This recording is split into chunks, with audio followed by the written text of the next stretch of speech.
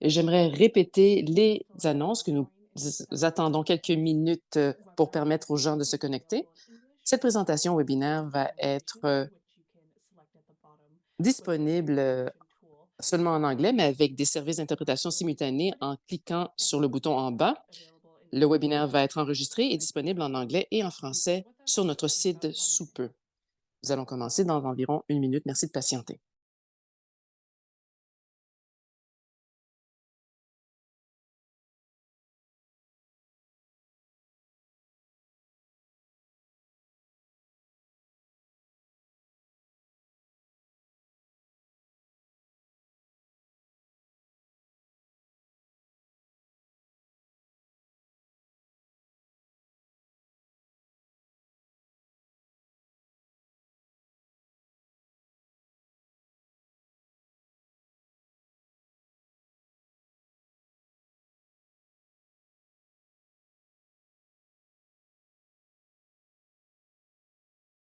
Okay, I think we are going to start now. D'accord, alors je pense qu'on va commencer. Je vais céder la parole à notre hôte Nora pour commencer notre webinaire. Merci, Émilie. Bienvenue au webinaire d'aujourd'hui. Merci de vous joindre à nous aujourd'hui. Mon nom est Nora Wood et je suis chef principal avec le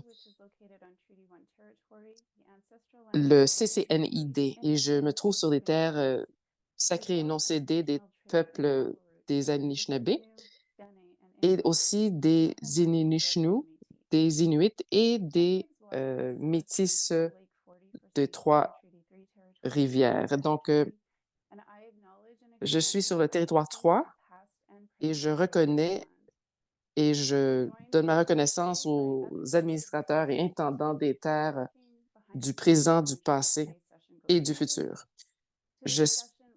On va vous donner des informations pour s'assurer que le déroulement se passe aujourd'hui sans accroc. Donc, aujourd'hui, nous allons parler du lancement des NCID 1 et NCID 2 qui ont été publiés le 13 mars. Nous allons avoir une séance de questions après l'événement. Dans l'ordre du jour d'aujourd'hui, nous allons couvrir 3 sujets. Premièrement, je vais vous parler un petit peu du CCNID. Ensuite, nous allons regarder le projet même et nous allons regarder 3 documents particuliers. C'est premièrement le NCID 1, l'exposé sondage NCI 2, qui sont des informations liées au climat, et aussi le document qui présente les critères de modification, le cadre de travail des modifications. Nous allons aussi avoir une séance de questions à la fin de la présentation formelle. Nous avons environ près de 2000 personnes inscrites à l'événement d'aujourd'hui. Nous allons donc fermer la fonction chat et fermer les vidéos, mais vous allez pouvoir poser vos questions dans la fonctionnalité de questions et de réponses, Q et A au bas de votre écran. Et puis on souhaite pouvoir répondre à la plupart de vos questions aujourd'hui, sinon plus tard. Nous allons donc commencer comment le CNID a commencé et comment il travaille dans l'écosystème. Il a été établi en 2023 pour établir des normes et pour avoir des standards cohérents et de développer des standards de durabilité. Provides an overview of that journey so far. The CSSB contributes to the development of high-quality, internationally recognized sustainability standards in a variety of ways. One of these mechanisms is the representation of Canadian interests via its seat on the Sustainability Standards Advisory Forum, which was established in 2022 with a mandate to support the ISSB's goal of achieving a comprehensive global baseline of sustainability disclosure standards. In addition to other standard setters, such as the ISSB, En plus d'autres normes, le CCNID collabore étroitement avec les normalisateurs tels que le Bureau du surintendant des institutions financières, le BSIFEP, et les autorités canadiennes de réglementation des valeurs mobilières. Bien que le CCNID soit indépendant de ces autorités de réglementation, il entretient un dialogue permanent sur l'incidence des normes sur la réglementation et vice-versa, afin de veiller à ce que l'intérêt public canadien soit servi au mieux. Passons maintenant au projet lui-même. Nous ferons un bref survol du projet, question de passer en revue les similitudes entre les deux exposés sondages et les fondements qui les sous-tendent. Le 26 juin 2023, l'ISSB a publié ses deux premières normes IFRS d'information sur la durabilité, IFRS S1, obligation générale en matière d'information financière liée à la durabilité, et IFRS S2, information à fournir en lien avec les changements climatiques. Ces normes fournissent un vocabulaire commun pour la communication de l'incidence globale des possibilités et risques significatifs liées à la durabilité sur les perspectives d'une société, et elles ont ouvert la voie à une nouvelle ère, celle de la fourniture d'informations en lien avec la durabilité dans les marchés financiers mondiaux. Elles permettront de renforcer la confiance à l'égard de l'information sur la durabilité fournie par les sociétés de manière à éclairer les décisions d'investissement. IFRS S1, la norme sur les obligations générales, établit les concepts clés qui sous-tendent les définitions et elle décrit quand et comment des informations doivent être fournies. De plus, elle énonce les critères permettant d'établir une interrelation entre les informations sur la durabilité et la performance financière et les états financiers. Enfin, elle définit les concepts de chaîne de valeur et indique à la société les possibilités et risques liés à la durabilité sur lesquels elle est tenue de fournir des informations. Le projet de norme canadienne d'information sur la durabilité, à NCID 1, que nous examinerons de plus près dans quelques instants, est fondé sur IFRS S1. IFRS S2, the climate-related disclosure standard, takes all of the information in S1 and is to be IFRS S2, la norme sur les informations à fournir en lien avec les changements climatiques, reprend toutes les informations de la norme S1 et doit être utilisée en conformité avec celle-ci, mais elle énonce également les obligations d'une société concernant la fourniture d'informations sur les possibilités et risques liés aux changements climatiques qui se présentent à elle. De la même façon, le projet de norme canadienne d'information sur la durabilité 2 est fondé sur l'IFRS S2. Le CCNID soutient l'objectif de l'ISSB qui est d'établir une base de référence mondiale exhaustive qui améliore la transparence et la comparabilité des possibilités et risques liés à la durabilité et au changement climatique sur les marchés financiers mondiaux. Toutefois, il reconnaît que certaines dispositions d'IFRS S1 et S2 ont suscité des préoccupations. Donc, pour mieux comprendre ces préoccupations, il invite les parties intéressées et concernées à lui faire part de leurs commentaires en répondant aux deux exposés sondages. Le webinaire d'aujourd'hui ne couvre pas tous les aspects des projets de NCDI 1 et de NCDI 2. Il passe plutôt en revue les grandes priorités canadiennes dont il est question dans la consultation du CCNID. On vous encourage à visiter le site Web pour accéder à toutes les ressources disponibles si vous voulez en savoir plus sur les normes elles-mêmes. Le CCNID s'est basé sur IFRS S1 et IFRS S2 pour élaborer les exposés sondages sur le NCID1 et la NCID2 respectivement. Essentiellement, cela veut dire que, mis à part la date de mise en vigueur, que l'IFRS S1 et S2, à titre de NCID1 et 2, sans autre modification, vont être présentés tels quels. Le CCNID a également élaboré ses critères de modification, à savoir les principes qui le guideront pour déterminer quand apporter les modifications et, le cas échéant, quel type de modification il faut apporter aux normes IFRS. Ces critères seront examinés en détail au cours du webinaire. Soulignons que la NCID 1 et 2 sont destinés à être appliqués par des entreprises ayant une obligation d'information du public, mais que les commentaires provenant d'autres types d'entités sont les bienvenus. Ce projet comporte 3 grands objectifs. Le premier est l'adoption d'une approche ciblée par le CCNID.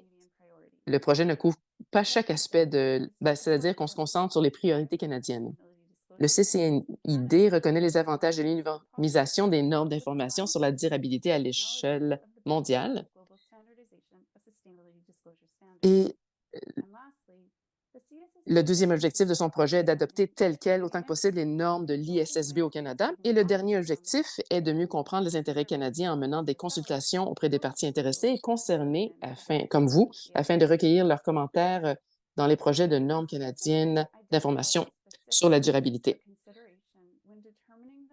Compte tenu du champ d'application général du projet, le CCNID a identifié des éléments précis à prendre en considération pour déterminer le format et le contenu des exposés sondages.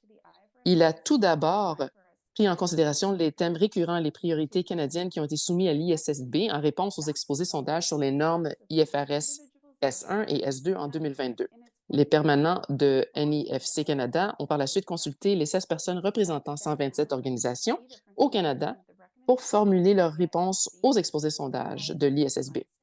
Les permanents du CCNID ont ensuite analysé les principales différences entre les recommandations faites à l'ISSB et les normes définitives. Et enfin, le Conseil s'est engagé dans un processus continu d'examen des faits récents en matière de règlement et de politique. Il s'agit d'une étape essentielle pour comprendre le contexte réglementaire, les cadres juridiques et les décisions politiques, et ce qui auront une incidence sur les informations à fournir au Canada. L'un des mécanismes mis en place par l'ISSB pour soutenir la mise en œuvre réglementaire des premières normes est une approche modulaire. Elle permet de superposer à la base de référence mondiale des exigences supplémentaires qui sont propres à un pays ou territoire qui vise un groupe élargi de parties intéressées, tout en veillant à maintenir des informations financières liées à la durabilité qui favorisent la transparence et la comparabilité sur les marchés mondiaux.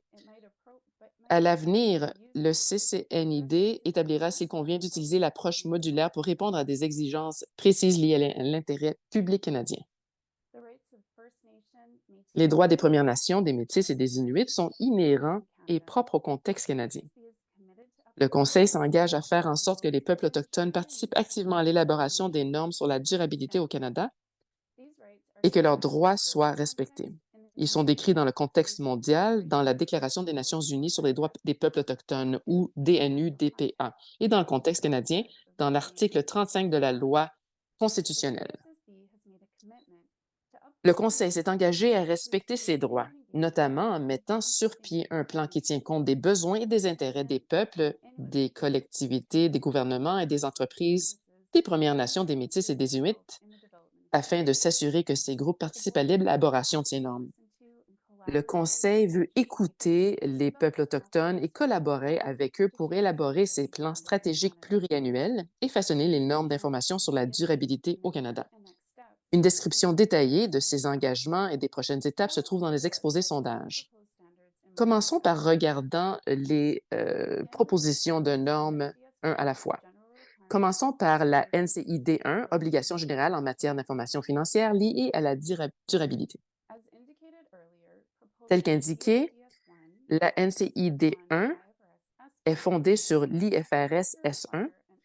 Elle vise à exiger de l'entité qu'elle fournisse des informations sur les possibilités et risques liés à la durabilité qui se présentent à elle, basée sur le principe fondamental selon lequel la capacité de l'entité à générer des flux de trésorerie à court, moyen et long terme est inextricablement liée à ses interactions avec la société, l'économie, l'environnement naturel, où elle exerce ses activités. La NCID 1 renferme les mêmes concepts fondamentaux qu'IFRS S1, avec des demandes accrues. Le CCNID propose d'adopter la norme telle qu'elle, outre les modifications qu'il propose d'apporter à S1 de l'IFRS. À la lumière de ces facteurs, le CCNID propose des modifications ayant une incidence sur la date d'entrée en vigueur d'1 an. Donc, c'est très important de comprendre que les deux, NCID 1 et 2, doivent être adoptés d'une manière volontaire et puis va être appliqué selon la volonté de la communauté canadienne. Donc, on va devoir les normes doivent être mises en application ensemble.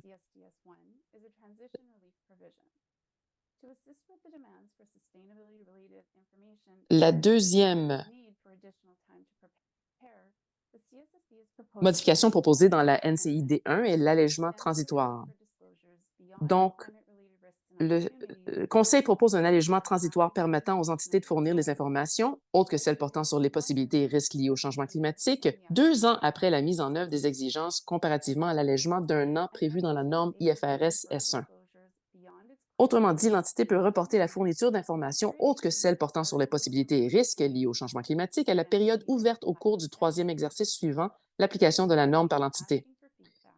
Le Conseil sollicite des commentaires sur la question à savoir si cet allègement transitoire de 2 ans permet aux propriétaires de rapports financiers à usage général de répondre aux problèmes de capacité à court terme et inversement, si cet horizon temporel répondra aux besoins des utilisateurs de ces rapports. Nous verrons dans quelques instants un exemple qui illustre la date d'entrée en vigueur et l'allègement transitoire proposé dans la NCID 1. La NCID 1, telle que proposée, exige la communication simultanée des informations financières à fournir en lien avec la durabilité et des états financiers correspondants. On cherche ainsi à rehausser l'interconnectivité et la communication d'informations utiles à la prise de décision. Donc, il y a des bénéfices à long terme aussi, mais on tient compte des défis à long terme. Il y a plusieurs modifications et des exigences de fourniture d'informations financières, mais ne peut-être pas donner suffisamment de temps pour résoudre les problèmes. Mais enlever cette exigence complètement va peut-être enfreindre les questions, les problèmes, et puis va mettre en jeu l'objectif de cette norme. Donc, on veut avoir des commentaires si on a besoin d'un allègement ou d'un accommodement supplémentaire. Et à l'inverse, à quel point il est important pour les utilisateurs de recevoir les informations financières liées à la durabilité en même temps que les états financiers correspondants. Passons maintenant au deuxième exposé sondage, à savoir NCID 2, informations à fournir en lien avec les changements climatiques. Tel qu'indiqué plus tôt, la NCID 2 est fondée sur l'IFRS S2, informations à fournir en lien avec les changements climatiques, qui exige de l'entité qu'elle fournisse des informations sur les possibilités et risques liés au changement climatique afin de permettre aux utilisateurs des rapports financiers à usage général de comprendre des aspects clés tels que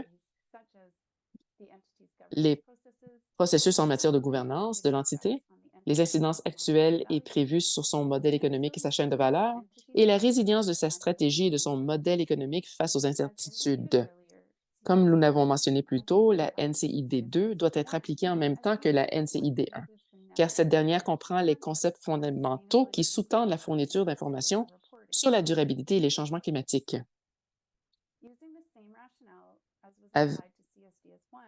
En utilisant le même raisonnement de l'application de la première, on a repoussé la date d'entrée en vigueur d'1 an pour qu'elle soit finalisée en même temps que la NCID 2, que ce soit pour les exercices ouverts à compter du 1er janvier 2025. La deuxième modification proposée est un allègement transitoire concernant la fourniture d'informations sur les émissions de gaz à effet de serre du champ d'application 3. Puisque les émissions de GES du champ d'application 3 constituent une part importante des émissions totales de gaz à effet de serre, ou GES, dont nombreuses entités, il est essentiel que les investisseurs disposent d'informations sur ces émissions pour bien comprendre l'exposition de l'entité aux possibilités et risques liés au changement climatique. Mais on a eu des préoccupations relativement à l'incertitude d'évaluation des émissions de GES du champ d'application 3 ainsi qu'aux problèmes de processus et des capacités que pourrait poser à court terme la publication simultanée de ces informations et des rapports financiers à usage général. Par conséquent, le Conseil propose que l'entité ne soit pas tenue de fournir des informations sur ces émissions de GES du champ d'application 3 pour les 2 premiers exercices pour lesquels elle applique la NCID 2. En d'autres termes, l'allègement transitoire pour la fourniture d'informations sur les émissions de GES du champ d'application 3 serait de 2 ans selon la NCID 2, alors que l'allègement prévu dans l'IFRS S2 est de 1 an. Cet allègement Allègement transitoire a pour but de trouver un équilibre entre les préoccupations des préparateurs et l'urgence de faire face aux risques liés au changement climatique. Nous examinerons dans un instant un exemple de cet allègement transitoire. L-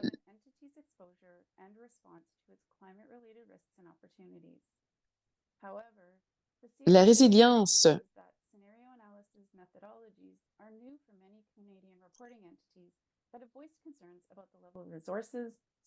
Donc, plusieurs entités ont exprimé des soucis par rapport au calendrier exigé de fourniture d'informations. Donc, il n'y a pas eu d'allègement proposé. Donc, le Conseil veut entendre vos idées si on a besoin d'un allègement supplémentaire ou plus de directives qui pourraient vous aider avec une évaluation avec la résilience d'une entité, résilience climatique d'une entité. Nous allons maintenant regarder quelques exemples illustrant la date d'entrée en vigueur et les allègements transitoires proposés dans la NCID 1 et la NCID 2. Donc, l'allègement transitoire prévu dans la NCID 1 pour la fourniture d'informations autres que celles portant sur les possibilités et risques liés au changement climatique vont passer de 1 à 2 ans. En supposant que l'exercice correspond à l'année civile, si l'entité applique la NCID 1 et la NCID 2 pour la première fois au cours de la période ouverte du 1er janvier 2025, le 1er janvier 2025, elle serait alors tenue de fournir des informations sur l'ensemble des possibilités et risques liés au changement climatique pour le premier exercice, à l'exception de celles concernant les émissions de gaz à effet de serre du champ d'application 3, pour le premier exercice, soit celui qui commencerait le 1er janvier 2025, et sur l'ensemble des autres possibilités et risques liés à la durabilité pour le troisième exercice, lequel commencerait le 1er janvier 2027. Nous allons maintenant regarder un exemple d'une société qui profite de l'allègement transitoire prévu dans la NCID 2 pour la fourniture d'informations sur les émissions de GES du champ d'application 3. En supposant que l'exercice correspond à l'année civile, si l'entité applique la NCID 2 pour la première fois pour l'exercice couvert le 1er janvier 2025, elle ne sera pas tenue de fournir des informations sur ces émissions de GES du champ d'application 3 avant l'exercice commençant le 1er janvier 2027 et n'aurait pas à fournir d'informations comparatives avant l'exercice suivant, soit celui commençant le 1er janvier 2028. Nous allons maintenant passer à la troisième partie du projet, soit les critères proposés par le Conseil pour la modification d'une norme IFRS d'information sur la durabilité. Bien que le Conseil reconnaisse les avantages de l'université à l'échelle mondiale et préconise d'adopter telles quelles autant que possible les normes IFRS d'information sur la durabilité à titre de normes canadiennes, il sait qu'il pourrait parfois être nécessaire d'apporter des modifications pour servir l'intérêt public au Canada. Les critères de modification sont établis selon les principes directeurs qui guident le Conseil pour déterminer quand et comment apporter des modifications aux normes internationales. Selon ces critères, les modifications peuvent notamment être apportées dans les circonstances suivantes pour se conformer aux textes légaux ou réglementaires canadiens applicables, lorsque l'ISSB reconnaît que des pratiques ou dispositions différentes peuvent s'appliquer dans différents pays ou territoires, dans des circonstances où le Conseil pense que les ajouts, les suppressions et les modifications sont nécessaires pour servir l'intérêt public et maintenir la qualité de l'information sur la durabilité au Canada. Le Conseil invite les parties intéressées à lui faire part de leurs commentaires sur certaines ou sur l'ensemble des questions posées dans ces exposés sondages. La période de consultation prendra fin le 10 juin 2024 et le Conseil mènera ses délibérations en juillet et en août. Le projet devrait s'achever à l'automne 2024. Une fois finalisé, les normes proposées devraient entrer en vigueur le 1er janvier 2025.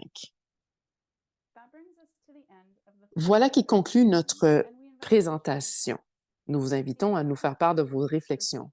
Le Conseil préfère recevoir des commentaires par l'intermédiaire du sondage en ligne, une plateforme facile d'utilisation qui vous permet de répondre à votre convenance. Les répondants sont également invités à soumettre une lettre de commentaire qu'ils peuvent téléverser sur la page du projet à l'adresse www.frascanada.ca/fr/CCNID. Vous pouvez aussi nous envoyer un courriel pour donner votre avis ou demander à participer à une activité ou discussion virtuelle. Ces options sont un complément à nos autres mécanismes de consultation et s'inscrivent dans notre procédure officielle. Vos commentaires seront utilisés par le CCNID lors de ses délibérations sur les normes définitives. Avant de terminer la séance, nous prendrons quelques minutes pour répondre aux questions des participants. Ce sera vous allez, vos questions seront modérées par l'équipe du CCNID et je vais leur céder la parole maintenant. Bonjour à tous, mon nom est Dana Marie. Je travaille pour le personnel du Conseil canadien des normes d'information sur la durabilité et je vais donc répondre aux questions. On a reçu beaucoup de questions intéressantes. Donc, une question ici. Dans certains endroits, ils adoptent une approche axée sur le climat d'abord. Le CCSB propose S1, une portée complète, un champ d'application complet au-delà du climat après une période de 2 ans. Pensez-vous que le Canada est prêt à fournir des informations au-delà des rapports ou la fourniture d'informations sur le climat? Je ne sais Je ne pas suis pas si ça va certaine que cela répond à la répondre, question précisément. entièrement, mais le CCNID a une approche de champ d'application entière. Je pense que l'objectif est vraiment de respecter l'objectif, initial du NCID 1. Ce que nous entendons des investisseurs, c'est qu'ils veulent obtenir des renseignements globaux sur, la durabilité. La divulgation de renseignements, au-delà du climat est essentielle. Bien que certains pays proposent de mettre bien que plusieurs entreprises proposent de mettre de l'avant une approche fondée entièrement sur le changement climatique, d'autres proposent d'aller plus loin. La décision du Conseil, d'établir, sa portée reflète les critères tels qu'établis dans le cadre de modification des critères et ça vise à s'assurer de permettre au Canada de rester, concurrentiel sur les marchés. J'espère que cela répondra à votre question. J'ai une autre question. Le CCNID semble reconnaître que l'analyse de scénario est une nouvelle méthode pour évaluer la résilience climatique des entités canadiennes. Mais vous n'avez toujours pas prévu d'allègement transitoire à cet égard dans la NCD 2. Pourriez-vous nous faire part de vos observations? Pour ce qui est de la résilience climatique, les normes connues sous le nom de mesures liées à la proportionnalité sont destinées à aider les entités à appliquer ces critères à court terme dans certains domaines comme l'analyse de scénarios. L'un des concepts, bon, le conseil en a discuté de manière approfondie et l'un des concepts qui est ressorti dans les normes est celui d'information raisonnable et justifiable qui vise à aider les préparateurs dans les domaines où on constate des niveaux élevés d'incertitude de mesure ou d'incertitude relative aux résultats en les amenant à prendre en considération les informations qu'il est raisonnablement possible d'obtenir. Le deuxième aspect, c'est le concept de coût ou d'effort excessif qui vise à s'assurer que les exigences imposées aux entités soient adaptées à leur situation. Par exemple, une petite entreprise n'aura pas à fournir des renseignements aussi détaillés et rigoureux qu'une plus grande entreprise dotée de ressources plus importantes.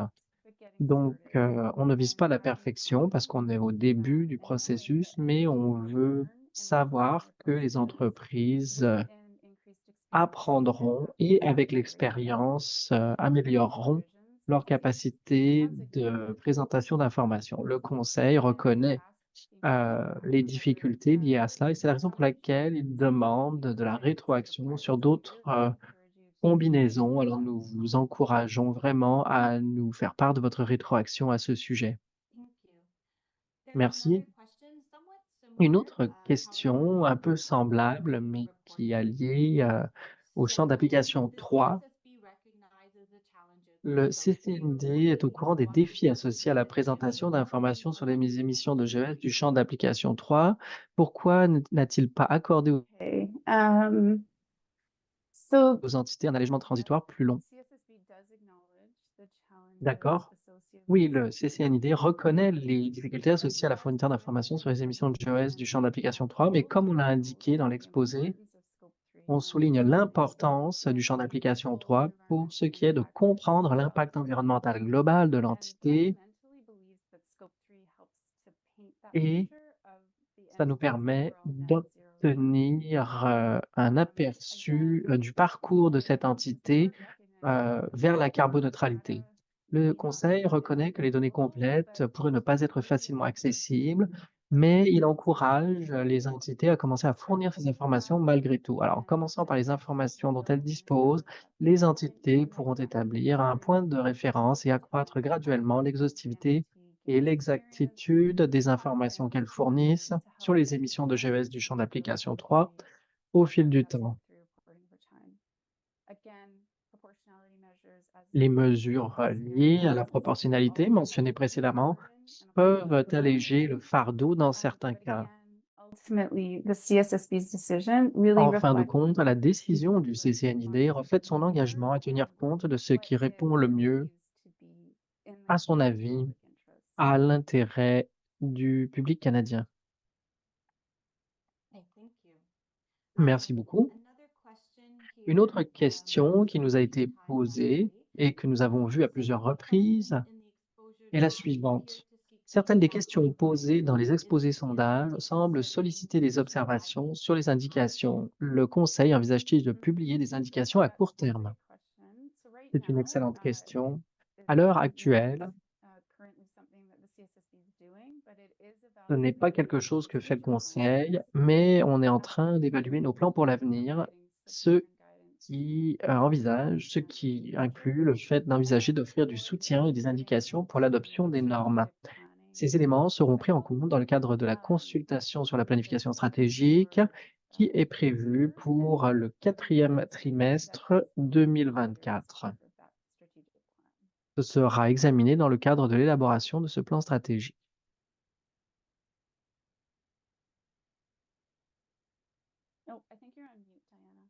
Je pense que votre micro n'est pas branché. Désolé. Je pense qu'il nous reste du temps pour quelques autres questions. Pourquoi le Conseil n'a-t-il apporté que des modifications mineures aux normes de divulgation de renseignements? Bon, l'objectif, c'est vraiment d'appuyer l'adhésion aux normes pour assurer une certaine comparabilité, une certaine cohérence dans le monde. Le CCNID tient compte de la nécessité d'apporter des changements par rapport aux critères et d'après ce qu'il pense être dans le meilleur intérêt du public canadien. Merci. Une autre question qui semble reprendre un certain nombre de questions que nous avons déjà reçues.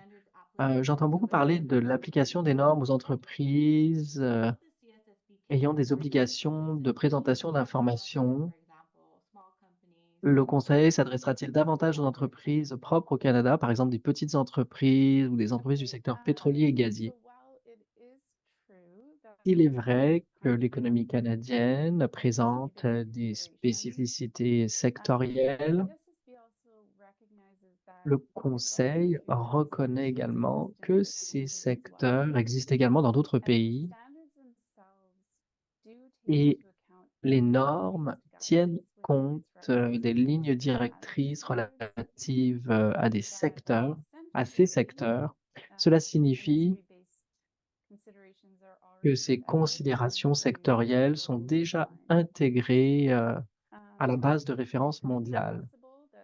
Il est possible qu'un élément du contexte canadien ne soit pas tout à fait pris en compte dans une norme mondiale, Dans un tel cas, le CCNID pourrait mettre en place une ou plusieurs, exigences supplémentaires ou aussi des orientations complémentaires pour combler cette lacune. Pour ce qui est des petites entreprises, les normes de l'ISSB comprennent des mesures de proportionnalité, ce qui signifie que, les petites, entreprises disposant de moins de ressources, ne sont pas censées fournir le même niveau de détail ou ne pas faire preuve du même niveau de rigueur que, par exemple, des grandes entités cotées en bourse. Étant donné que je ne suis pas certaine de ce que l'on entend par petite entreprise dans ce contexte, je me contenterai de dire qu'il est possible que les petites entreprises non cotées en bourse pourraient se voir demander des renseignements liés à leur, durabilité par leurs partenaires de la chaîne d'approvisionnement.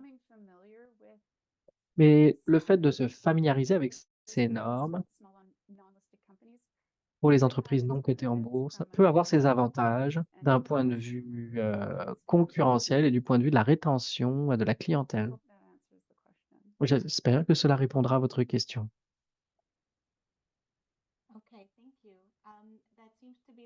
Merci. Eh bien, c'est tout le temps dont nous disposions pour répondre aux questions qui nous ont été posées. Je vais maintenant céder la parole de nouveau à Nora. Si vous avez des questions supplémentaires, veuillez nous contacter.